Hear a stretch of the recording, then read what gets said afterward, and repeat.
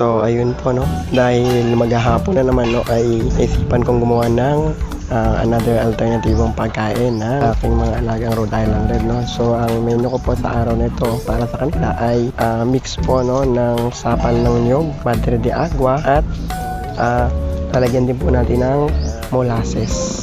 And especially syempre hindi po mawawala ang ating darak no, dahil paborito po yan ng aking mga manok no. So simulan na po natin.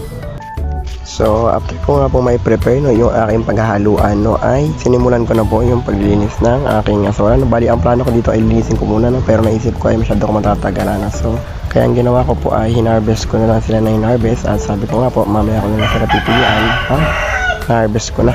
So sa part pong ito ay makikita nyo no, ayan na po yung aking mga harvest na madami na no. Pero kung titingnan nyo po yung aking pond ay napakadami pa din. So yan po ay gagamitin ko sa aking mga susunod na araw no, na pagkain po ng aking mga alaga no. So makakatipid na naman po tayo. After po nun ay akin na muna pong pipilian at lilinisan no, yung akin po nakuha madre de agua no, para bago po natin haluan ng mixture ay malinis na po sila no. After po nun ay sinunod ko na rin lagyan ng sapal ng niyog no. Kung mapapansin nyo ilan lang po or ilan dakot lang yung akin nilagay no. So yan sapal po ng niyog ay ipe-ferment ko din po yan, pero hindi ko pa nga lang po naasikaso no. So maganda rin po yung alternatibong pagkain.